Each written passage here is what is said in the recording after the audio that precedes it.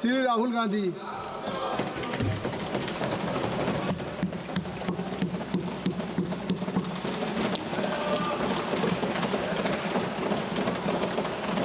Thank you, Speaker Sir, for letting me speak today on the Constitution. Speaker Sir,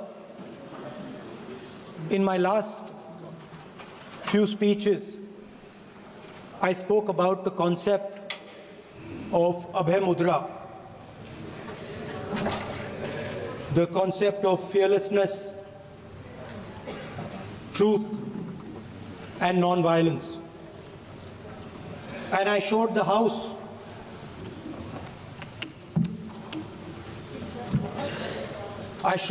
images of our different religions displaying this Abhay Mudra.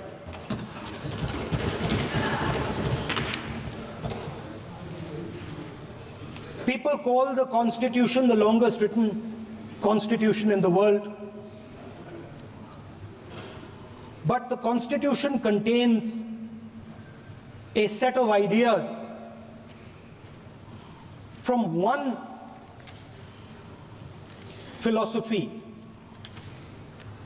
of our nation, one central philosophical set of ideas of our nation. When we look at the Constitution and we open the Constitution, we can hear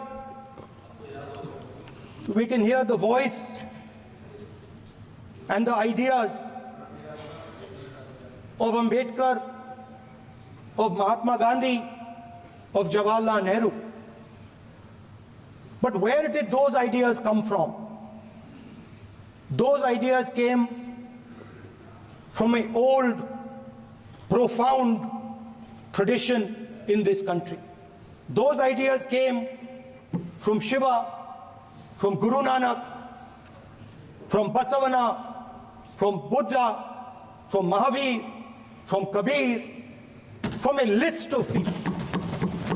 So when we speak of the Constitution and we show the Constitution, of course it is a document of modern India, but it could never have been written without ancient India and her ideas. So when we look at this Constitution, we remember this list of people, all different variations on the same idea. And in front of us stand the people who follow a very different philosophical tradition. And I want to start my speech by quoting what the supreme leader, not of the BJP, but of the modern interpretation of the ideas of the RSS has to say about the Constitution of India and about how he thinks India should be run.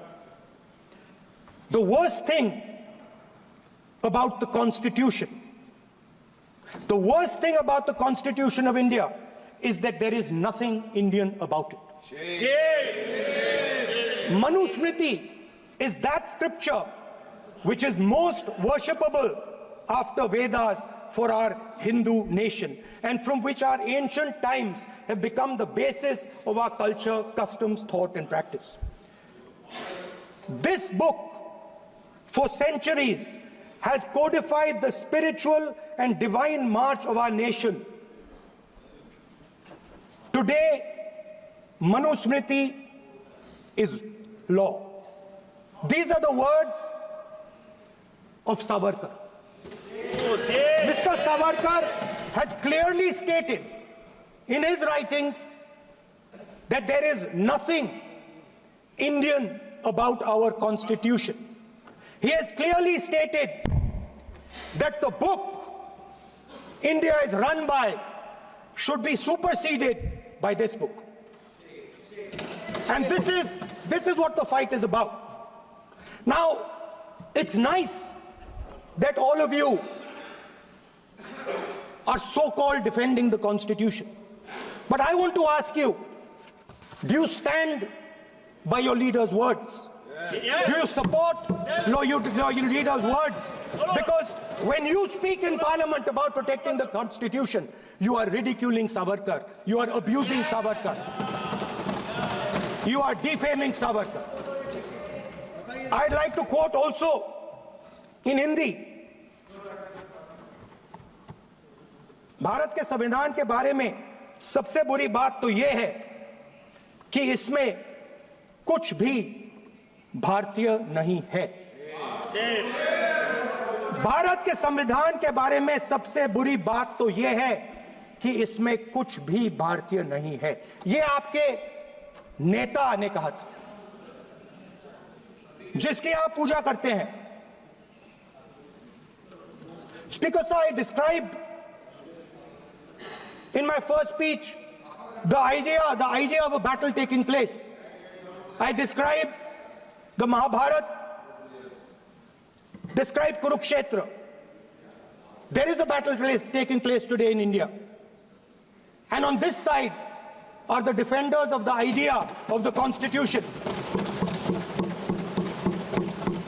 And from each state we have one.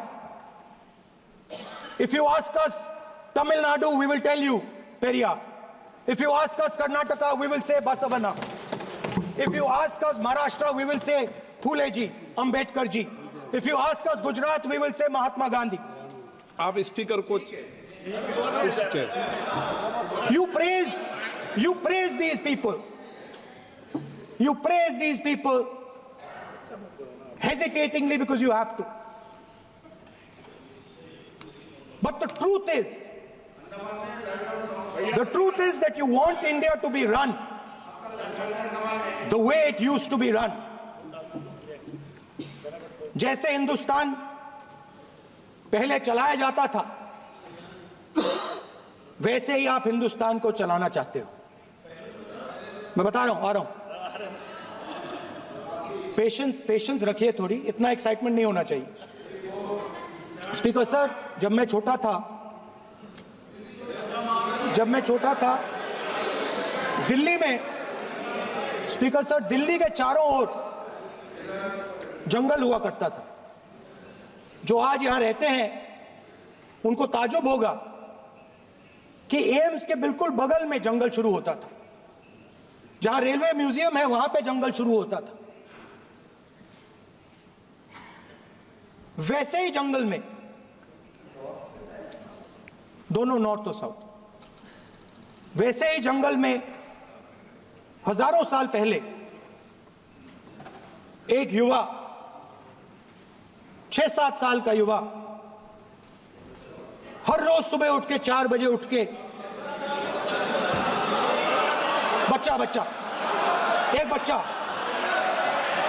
एक बच्चा, वाह बहुत बढ़िया, एक बच्चा 4 बजे उठ के तपस्या करता था।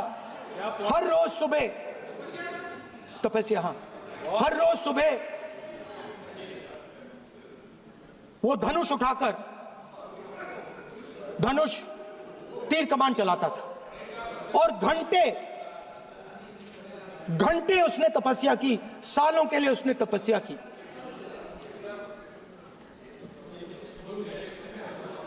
पास लोगों को पता लगने लगा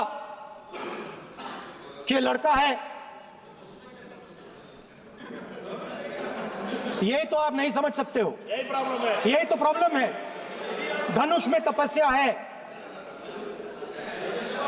मनरेगा के काम करने में तपस्या है। तपस्या का मतलब शरीर में गर्मी पैदा करना, समझिए। हाँ, तब का ये मतलब है, तपस्या का ये मतलब है। तो ये तपस्या कर रहा था, लोगों को पता लगा और वो गुरु के पास गया। लड़के का नाम एकलव्य था और वो गुरु के पास गया और उसने कहा, गुरु द्रोणाचार्य जी, मैं सालों से धनुष चलाना सीख रहा हूं। मैंने अपनी पूरी शक्ति इसमें डाली है।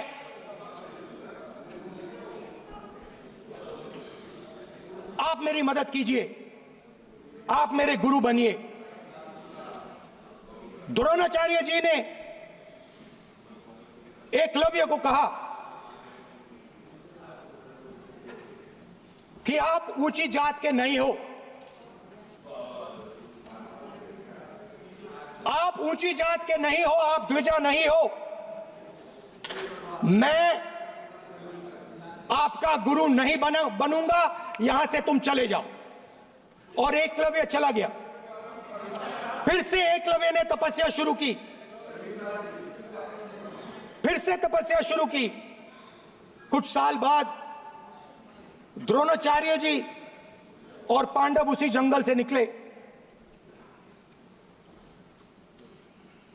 एक कुत्ता भौंक रहा था, कहानी आपने सुनी है, सुना देता हूं।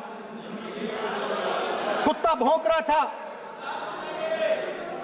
अचानक कुत्ते की आवाज शांत हो गई। द्रोणाचार्य जी और पांडव पास गए और उन्होंने देखा कि तीरों के जाल में कुत्ता फंसा हुआ था। मुंह में तीर था एक, हाँ, मगर कुत्ता तीरों के जाल में फंसा था। एक तीर मुंह में थी, शांत था कुत्ता, मगर कुत्ते को चोट नहीं लगी। एकलव्य ने अहिंसा के साथ कुत्ते को शांत किया था। द्रोणाचार्य जी आते हैं और एकदम पूछते हैं, तुम्हें यह किसने सिखाया? एकलव्य जवाब देता है, द्रोणाचार्य जी, यह मैं सीखा हूं, मैंने तपस्या की है, घंटों मैंने प्रैक्टिस की है।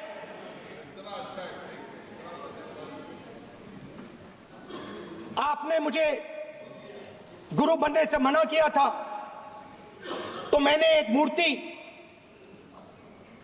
मट्टी की मूर्ति सामने रखी और मैंने प्रैक्टिस की और मैं सीखा। द्रोणाचार्य जी खुश नहीं हुए। द्रोणाचार्य जी ने एकदम कहा, तुम्हें मुझे गुरु दक्षिणा देनी है। नहीं नहीं, ये आपकी स्टोरी है, ये आपकी स्टोरी है। मेरी स्टोरी है कि द्रोणाचार्य ने पूछा।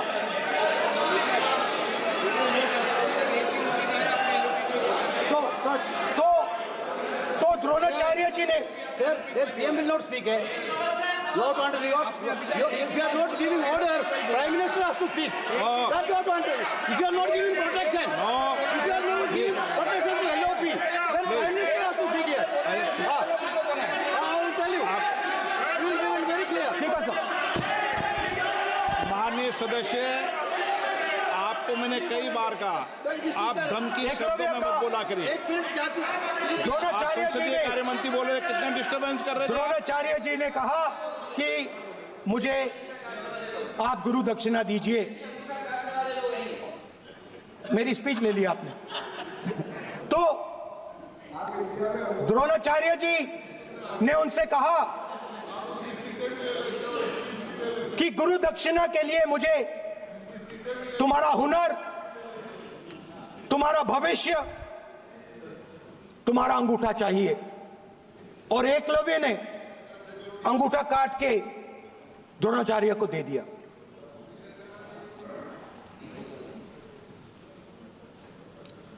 यह अभय मुद्रा है। इसमें कॉन्फिडेंस, स्ट्रेंथ, निडरता कहां से आती है? हुनर से आती है, इस अंगूठे से आती है। ये लोग इसके खिलाफ हैं। जैसे द्रोणाचार्य जी ने एकलव्य का अंगूठा काटा, वैसे ही आप पूरे देश का अंगूठा काटने में लगे हुए हो। आप जैसे ही एकलव्य का, जैसे द्रोणाचार्य जी ने एकलव्य का अंगूठा काटा, वैसे ही आप हिंदुस्तान के युवाओं का जैसे ही एकलव्य ने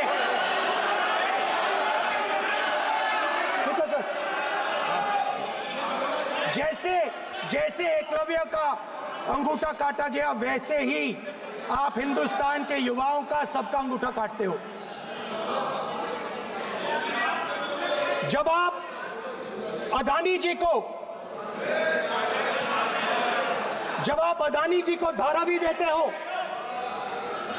तो आप धारावी के जो एंटरप्रेन्योर्स हैं, जो स्मॉल एंड मीडियम बिजनेसेस हैं, उनका आप अंगूठा काटते हो। जब आप हिंदुस्तान के पोर्ट्स, एयरपोर्ट्स, डिफेंस इंडस्ट्री, ये सब जब आप अदानी को देते हो,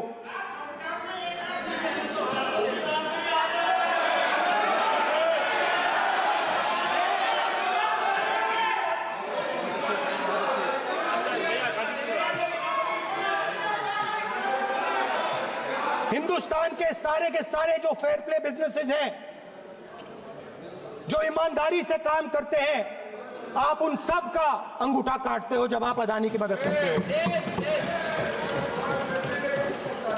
कॉन्स्टिट्यूशन में लैटरल एंट्री कर आप हिंदुस्तान के युवाओं का, पिछड़ों का, गरीबों का अंगूठा काटते हो।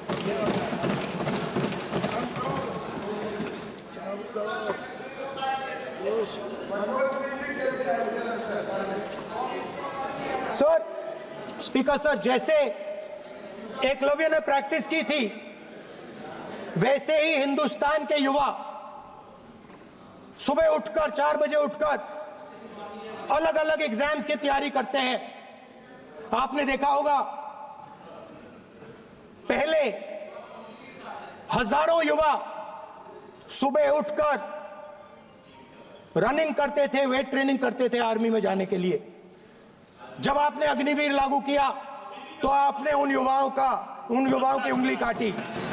जब आप पेपर लीक कराते हो, 70 बार आपने पेपर लीक करवाया है, तब आप हिंदुस्तान के युवाओं के अंगूठा काटते हो।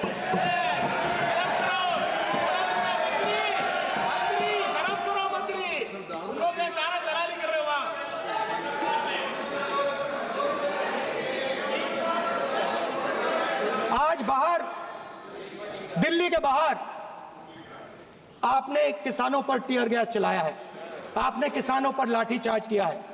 किसान आपसे एमएसपी मांगते हैं, सही दाम मांगते हैं, मगर आप अदानी को फायदा पहुंचाते हो, अंबानी को फायदा पहुंचाते हो और किसान का अंगूठा काटने का काम करते हो।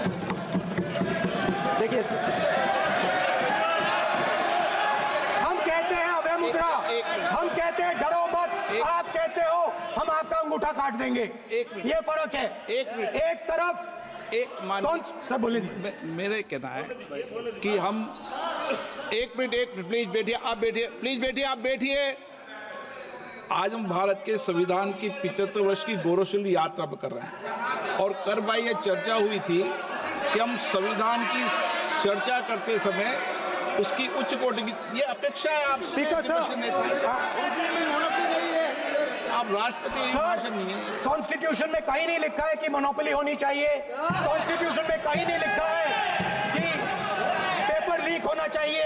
कॉन्स्टिट्यूशन में कहीं नहीं लिखा है कि अग्निवीर होना चाहिए। कॉन्स्टिट्यूशन में ये सब नहीं लिखा है, इसलिए मैं यहाँ रेज कर रहा हूँ। कॉन्स्टिट्यूशन में नहीं लिखा है कि हिंदुस्तान के युवाओं का अंगूठा काटना चाहिए, उनका जो हुनर है उनसे छीना जाना चाहिए।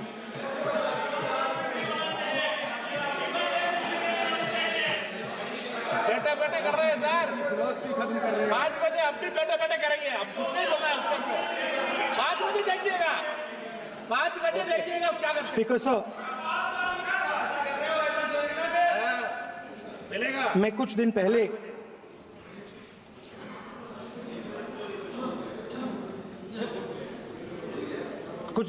मैं हाथरस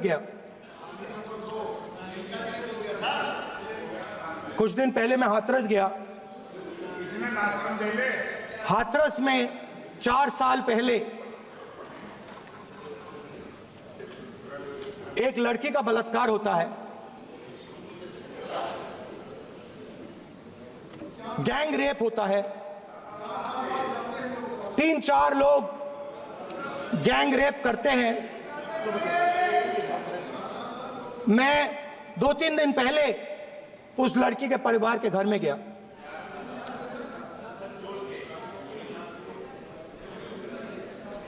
जिन्होंने गैंग रेप किया वो बाहर घूम रहे हैं और लड़की का परिवार अपने घर में बंद है। लड़की का परिवार बाहर नहीं जा सकता है। जो अपराधी हैं वो उनको रोज धमकाते हैं और वो बाहर घूमते हैं।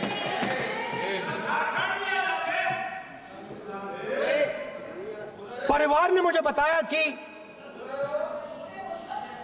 बेटी का जो अंतिम संस्कार था वो भी नहीं करने दिया और चीफ मिनिस्टर ने इसके बारे में खुलकर मीडिया में झूठ बोला है। ये कॉन्स्टिट्यूशन में कहां लिखा है? ये कॉन्स्टिट्यूशन में कहां लिखा है कि जो बलात्कार करते हैं वो बाहर रहे और जिसका रेप हुआ है, जिसके परिवार, उस परिवार को बंद कर दिया जाए? कहां लिखा है कॉन्स्टिट्यूशन में? ये आपकी किताब में लिखा हुआ है, मनुस्मृति में लिखा है, मगर कॉन्स्टिट्यूशन में नहीं लिखा। और अगर आप कहते हो कि यूपी में आपका राज है और वहां पे कॉन्स्टिट्यूशन नहीं लागू होता है, वहां पे मनुस्मृति लागू हो रही है।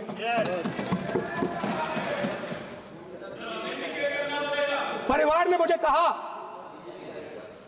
ने मुझे कहा कि यूपी की सरकार ने उन्हें वायदा किया था, कहा था कि हम आपका रिलोकेशन करेंगे, आपको कहीं और रहने की जमीन देंगे। आज तक 4 साल हो गए हैं, आज तक उनका रिलोकेशन नहीं किया गया है। और हर रोज उन्होंने मुझे फोटो दिखाई, वो बाहर निकलते हैं और जिन्होंने बलात्कार किया वो धमकाते हैं उनको। तो मैं इस हाउस में कहना चाहता हूं कि अंबेडकर जी के संविधान वाले लोग, इंडिया गठबंधन वाले लोग, हम सब मिलकर उस परिवार का रिलोकेशन हम करेंगे अगर आप नहीं करोगे तो। और हिंदुस्तान के हर गरीब व्यक्ति को हम ये कहना चाहते हैं, आपकी रक्षा कॉन्स्टिट्यूशन करता है और ये बीजेपी के लोग कॉन्स्टिट्यूशन पर 24 घंटा आक्रमण करते रहते हैं। कॉन्स्टिट्यूशन में लिखा है prohibition of discrimination on grounds of religion, race, caste, sex और place of birth. The state shall not discriminate against any citizen on grounds only of religion, race, caste, sex, place of birth or any of them. Some days back, youngsters from Sambal came to see me. Innocent people, they had done nothing. They were just, वो बस पास में थे, 5 लोगों को गोली मार के हत्या कर दी। ये कहां लिखा है कॉन्स्टिट्यूशन में? ये कहां लिखा है कॉन्स्टिट्यूशन में? तो लिखा है prohibition of discrimination of grounds of religion. और जहां भी आप जाते हो, एक धर्म को दूसरे धर्म से लड़ाते हो, नफरत फैलाते हो। कहां लिखा है कॉन्स्टिट्यूशन में? कहां लिखा है कॉन्स्टिट्यूशन में कि एक धर्म को दूसरे धर्म से लड़ाना है? कहां लिखा है कॉन्स्टिट्यूशन में कि दलित परिवार को बंद करके अंदर रखना है और उनके अपराधियों को बाहर घूमने देना है? कौन से कॉन्स्टिट्यूशन में लिखा है? मुझे दिखाइए।